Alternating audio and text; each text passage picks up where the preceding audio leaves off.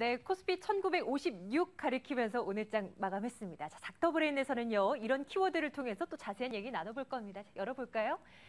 외국인 투자자들 여전히 우리 시장에 긍정적으로 좀 매수로 가담하는 모습이었습니다. 1950선도 훌쩍 뛰어넘은 채 오늘 코스피 마감되는 모습이었는데요. 어떤 수급이 어떤 식으로 받쳐줘야 지수가 추가적인 랠리가 가능할지 이거 좀 짚어봐야 되겠고요. 물론 뭐 추가 상승 가능할지 이 부분도 함께 점검해드립니다.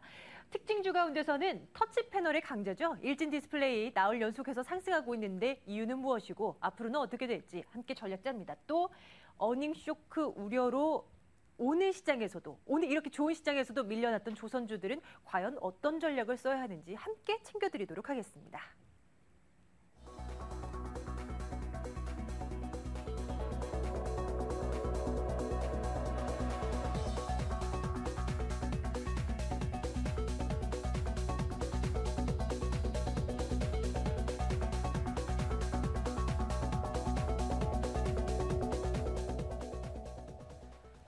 네, 지난주부터 이어졌던 코스피 흐름을 보면요. 연초에 있었던 유동성 랠리, 그때를 좀 떠올리게 됩니다. 과연 그때만큼의 상승이 이번에도 나와줄 수 있을지 궁금합니다. 오늘 장 분석해볼게요. MTN 김종효 애널리스트와 함께하겠습니다. 어서 오세요. 네, 안녕하십니까? 네.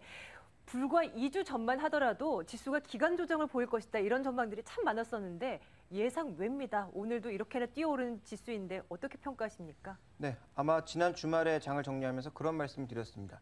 두 가지의 제가 가정법을 말씀드렸는데 예. 외국인이 산다면 지수는 쉽게 조정받지 않을 것이다라는 관점.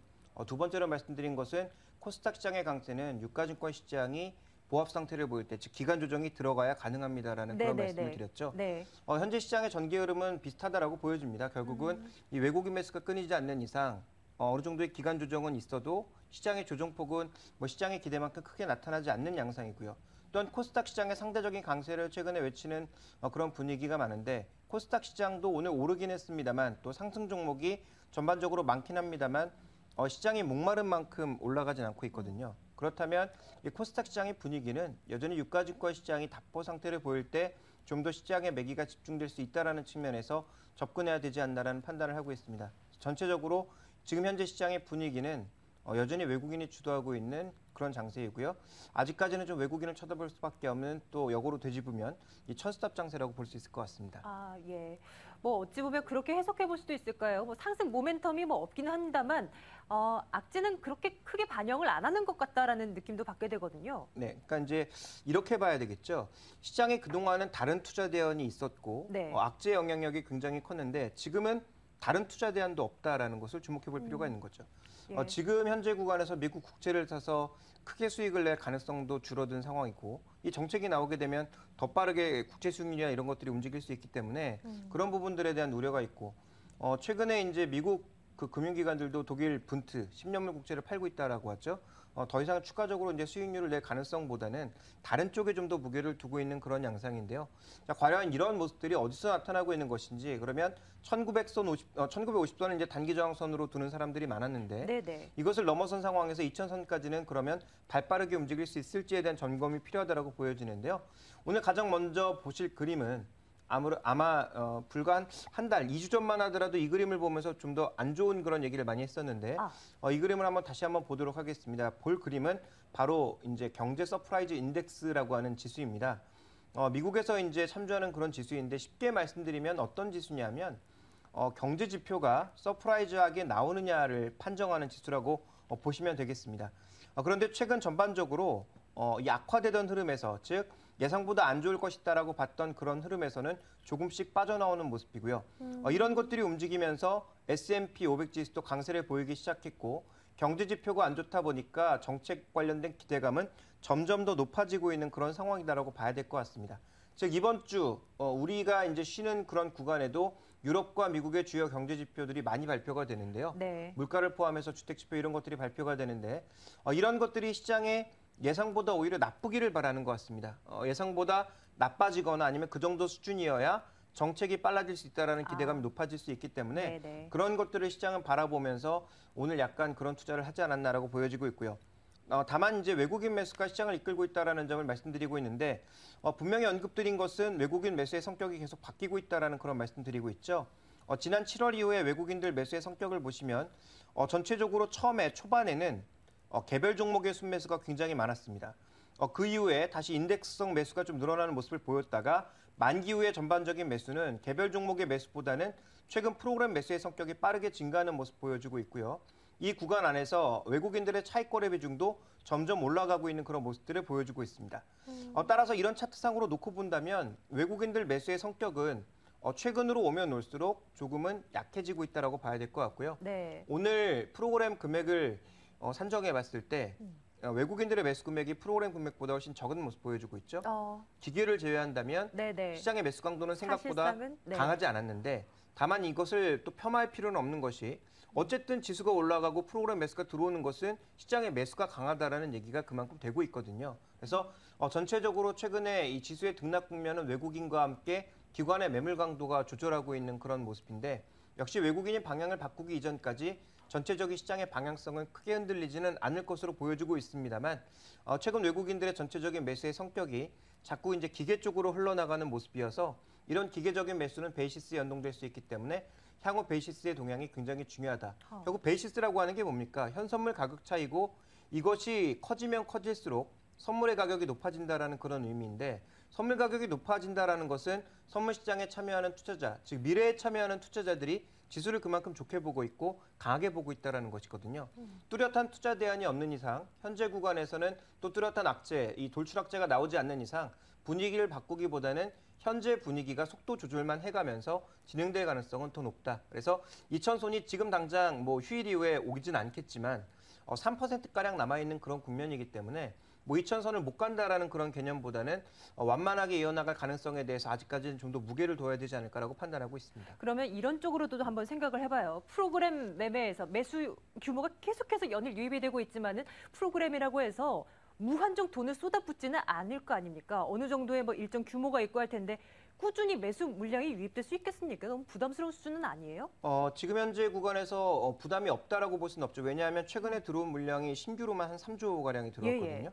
네, 이제 미결작정이 크게 늘기보다는 미결작정은 하루에 이제 등락만 좌우되는 수준에서 새로운 물량들이 들어오면서 기존 물량들이 일부 청산된 것을 나타내고 있기 때문에 이 베이시스가 변한다면 부담이 될 수 있는 국면이죠. 그런데 그 누구도 지금 베이시스를 아래로 끌어내리지 않고 있다라는 것입니다. 네. 그래서 베이시스가 유지가 된다면 최소한 매도는 나오지 않기 때문에 전체적으로 지수에 대한 부담은 상대적으로 적을 수 있지만 역으로 되짚어보면 베이시스가 흔들릴 경우 최근에 들었던 선전 물량 중에서 전부가 나오진 않는다고 하더라도 흔들릴 수 있다는 것이고요.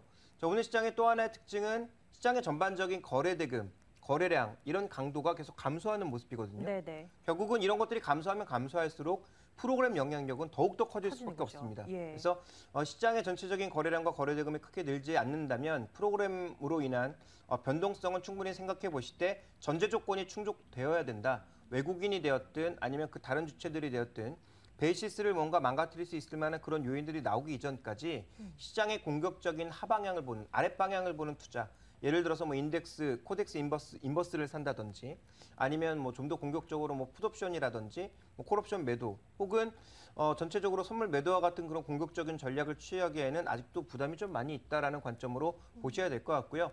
여러 번 언급드렸다시피 지금 시장에서 초과 수익률을 위해서 미리 예상하고 들어가는 것보단 확인하고 한 발 뒤늦게 들어가는 것이 좀 더 안전하지 않을까라고 보고 있습니다. 베이시스 전환 여부 그것이 확인되기 전까지는 프로그램 매수가 조금은 뭐 규모가 적더라도 유입될 가능성이 높기 때문에 대형주를 위주로 한번 보자. 이것은 말이 됩니까? 단기적으로는 그렇게 봐야 되겠죠. 그런데 이제 다만 그 강도 자체가 오늘 어제 삼성전자가 2% 내렸다 오늘 1% 올랐습니다. 예. 그 삼성전자 같은 종목을 고를 경우에는 상대적으로 또 수익률이 달라질 수가 있는 거죠. 그래서 지금은 나중에 전략 시간에 다시 한번 언급드리겠습니다만 결국 종목 선택의 문제가 아닌가라고 보여지고 있어서요. 상대적으로 종목 선택만 잘하면 지수는 1% 올랐지만 내 계좌 포트폴리오, 내 보유 종목은 5% 이상 오를 수 있는 장이거든요. 그래서 그렇습니다. 지금의 선택은 지수 기준이기보다는 여전히 종목 위주가 아닐까라고 판단하고 있습니다. 그래서 지금부터는 또 종목 한번 들여다보도록 할게요. 오늘 장에서 좋았던 거 하나, 나빴던 거 하나 이렇게 보도록 하겠습니다. 먼저 좋았던 거 붙여볼게요. 일진 디스플레이 오늘 마감 가격 한번 보시겠습니까? 장중에는 5% 이상 상승을 했는데 마감 가격 어떻게 나왔습니까? 6% 이상, 6.2% 상승으로 마감이 됐습니다. 자, 아이폰 5에 대한 뭐 수의 기대감으로 이렇게나 오르고 있고 뭐 증권사에서도 호평이 쏟아지고 있는 상황이던데 이거 일리가 있는 것인지 추가적인 상승 얼마나 가능한지 좀 전공해 주시겠어요? 일단 다른 걸 모두 떠나서 오늘 코스닥 시장과 유가증권 시장에서 이 휴대폰 부품주 중에서 굉장히 네네. 이제 특징적인 종목이 두 가지가 있는데 인터플렉스가 신고가였고요. 그렇죠. 그리고 지금 일진 디스플레이 같은 경우도 신고가를 냈습니다. 이 두 종목은 제가 그동안 여러 번 말씀드렸지만 뭐 일진 디스플레이보단 주로 인터플렉스를 중심으로 말씀드렸는데요. 지금 이런 부품주 중에서는 결국 양쪽에 모두 걸쳐 있는 종목이 상대적으로 가격 경쟁력도 높아질 것이고 상대적인 부품 하락 압력, 단가 하락 압력에도 조금 자유로울 수 있는 종목이다라는 점을 언급드리고 있는데 이 두 종목이 지금 갤럭시 시리즈, 그다음에 애플 쪽으로도 모두 납품하고 있는 대표적인 종목들 아니겠습니까? 네네. 그러니까 상대적으로 애플향 종목이나 삼성전자향 종목보다는 양쪽에 걸쳐 있는 종목군들이 두 종목 모두 신고가를 냈다라는 것은 시장의 그 모멘텀 플레이가 충분히 가능하다라는 관점에서 추가적인 상승세 이어진다라고 봐야 될 것 같고요. 이런 어려운 장에서도 이들 종목이 계속 사상 최고가, 신고가를 내고 있는 그런 흐름은 이 종목을 긍정적으로 볼 수 있는 요소다. 그래서 추가 매수도 가능하다라고 보여집니다. 지금 수준에서도요? 네, 그렇습니다. 근데 이제 문제는 뭐냐면 이들 종목에 대해서의 추가 매수는 기존에 가지고 계셨던 분들은 이제 분할 매수의 관점에서 기술적인 어떤 추가 매수가 가능하겠지만 네네. 이제 신규로 보시는 분들은 조금 부담이 될 수 있겠죠. 그렇죠. 근데 이제 예. 신규로 보시는 분들도 제가 보기에는 일종의 리스크를 떠안고 갈 수 있을 만한 종목이 아닌가라고 보여지고 있습니다. 왜냐하면 그만큼 상단 매물이 줄었다라는 생각을 해볼 수 있기 때문에 뭐 다음 주에 조정이 나온다면 혹은 뭐 휴일 이후에 조정이 나온다면 더더욱 좋은 기회가 되겠습니다만 조정이 나오지 않는다고 하더라도 단기적인 투자자라면 이런 신고가 종목을 펀더멘탈과 모멘텀이 뒷받침이 되고 있기 때문에 쫓아가 보는 것은 의미가 있다라고 보여지고 있고요. 네. 다만 이제 리스크 관리는 충분히 병행해 가면서 가야 되겠죠. 그래서 예. 그 부분만 고려한다면 저는 뭐 추가 매수도 가능하다라고 보고 있는 그런 종목군들이고요. 자, 이들 종목의 흐름을 뒤쫓아갈 종목들이 있느냐? 이 부분이 이제 제일 중요한데 선도 종목군들이 신고가를 낸 만큼 다른 종목군들의 순환매 가능성도 충분히 고려해 볼 수 있습니다. 그래서 다른 종목군들의 전반적인 흐름도 조금 개선될 가능성은 있기 때문에 전체적으로 이제는 선택의 문제라고 봐야 되겠죠. 좀 더 안정적으로 투자하기 위해서는 네. 제가 보기에는 낙폭과대주보단 오히려 이렇게 신고가가 난 종목이 좀 더 안정적으로 역으로 생각해야 될 것 같고요. 오히려 이제 좀 더 높은 수익률, 좀 더 높은 리스크를 원한다면 지금 상대적으로 좀 덜 올라 있는 그런 종목군들을 사는 것이 좀 더 좋지 않을까라고 보고 있습니다. 그럼 오늘 일진 디스플레이처럼 신고가를 경신한 종목들은 뭐 목표가를 뭐 어느 정도로 잡아야 되는 겁니까? 목표가보다는 제가 보기엔 이제 수급을 보시는 게 좋지 않을까라고 보여지는데요. 네네. 수급상에서 의미 있는 뭐 기관 투자자나 외국인들의 매물이 나오기 이전까지는 예. 특별한 목표가를 두시는 것보단 가는 게 좋을 것 같고 이들 종목에 대해서 제가 꾸준하게 언급드렸는데요. 9월 달 초반쯤에 이제 아이폰 5가 나오게 되죠. 그때까지의 모멘텀 플레이는 가능하다라고 네네. 말씀드렸지 않습니까? 그래서 실제적으로 이제 아이폰 5가 출시되는 9월 중순 정도까지는 아마도 이들 종목의 조정이 나올 때마다 시장의 저가 매수는 형성될 것이기 때문에 예. 시기로 봤을 때는 9월 초순에서 중순 사이 그리고 가격으로 보기보다는 수급상의 의미 있는 전환이 나타나기 이전 정도까지는 네네. 홀딩하거나 추가 매수를 하시는 게 좋을 것 같습니다. 예, 관심 있게 계속 지켜봐야 되겠네요. 이번에는 안 좋았던 거요. 조선주. 실적 우려는 뭐 하루 이틀 나온 얘기가 아닌데요. 오늘 또 실적 쇼크가 부각되면서 일제히 밀려나는 모습 조선주들 흐름 보였습니다. 보유하신 분들 어떻게 하면 좋을까요? 네, 일단 이 조선업 왜 빠지고 있는지는 조금 전에 앵커께서도 언급을 해주셨습니다. 준비된 그림을 보시면 지금 발표된 실적도 문제지만 미래 실적이 더 문제다라는 거죠. 준비된 그림에서 이 수주잔량이 작년과 비교해서 뚜렷하게 줄어드는 모습을 보여주고 있습니다. 네. 결국은 미래 먹거리가 줄어들고 있다는 것이 문제거든요. 그러니까 이것이 지금 2년 내에 소진되게 되고 지금처럼 수주가 뜸하게 들어온다면 향후 일거리가 없다라는 거죠. 그 부분이 이제 가장 시장에서 문제점으로 꼽고 있고 또 하나 이제 조선 가격의 상승이 쉽사리 나타나지 않는다라는 점이 가장 큰 문제가 되고 있는데 그렇다면 단기적으로 봤을 때 이들 종목의 반등은 가격 메리트 외엔 특별하게 없다라는 거죠. 그래서 우리가 흔히 얘기하는 뭐 밸류에이션 매력, 가격 매력 이런 부분을 제외하면 크게 없는 상황이기 때문에 단기적으로는 부진할 가능성이 높다라고 보여지지만 그럼 이들에겐 전혀 희망의 빛이 없는가? 그렇지는 않은 것 같습니다. 예. 왜냐하면 다음 그림을 보시면 지금 여전히 이 플랜트 그리고 조선 쪽에서 살아있는 시장이 있는데 두 개입니다. 첫 번째는 LNG 선입니다. LNG 선종별 발주 금액 현황인데요. 물론 예상치이다 보니까 틀릴 가능성이 굉장히 높다라고 보여지지만 2012년부터 2014년까지 계속 성장하는 모습, 최근 셰일가스를 비롯해서 신사업들의 그 행보가 빨라지면서 LNG 선에 대한 수요도 늘어나고 있는 모습이고요.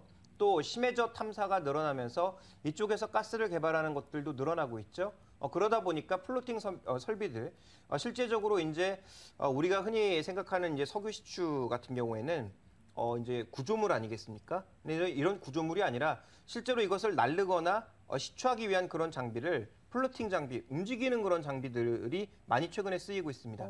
자, 이런 장비들에 대한 전반적인 수주도 2012년부터 꾸준하게 계속 성장할 것으로 예상되고 있는 그런 상황이기 때문에 이쪽에서의 강점을 발휘하고 있는 것은 국내 조선주 빅3죠. 그래서 아직까지 희망을 버릴 때는 아닌 것 같다라고 보여지고 있고 다만 이제 문제가 뭐냐면 대표적인 종목들, 이런 해양 플랜트의 대표적인 종목인 현대중공업과 삼성중공업의 이 추가 예정 금액을 보시면 삼성중공업은 예정치를 많이 채운 반면 현대중공업은 지금 반년이 넘게 지나갔음에도 불구하고 추가 예정 금액만 많을 뿐 실적 수주 자체가 아직까지 되지 못한 그런 양상이거든요. 그래서 이 부분에 대한 기대감을 언제 채울 수 있을지가 이제 가장 중요한 부분이라고 보여지는데 채워진다면 의외로 빠른 속도의 주가 반등도 기대할 수 있는 국면이다. 그래서 단기적으로는 힘들지만 중장기적으로 이런 흐름들을 살펴봤을 때 충분히 성장할 만한 그런 요인들은 있다라고 봐야 될 것 같습니다. 그래서 시추설비, LNG선의 경쟁력이 있는 국내 빅3에 대해서는 너무 부정적으로 보기보단 장기적인 관점에서의 저가 매수가 필요하다고 볼 수 있습니다. 예, 오늘 시장 여기까지 정리합니다. 자, 내일 휴일이죠? 오늘 밤 그리고 내일 예정되어 있는 글로벌 경제 일정 확인하러 가겠습니다.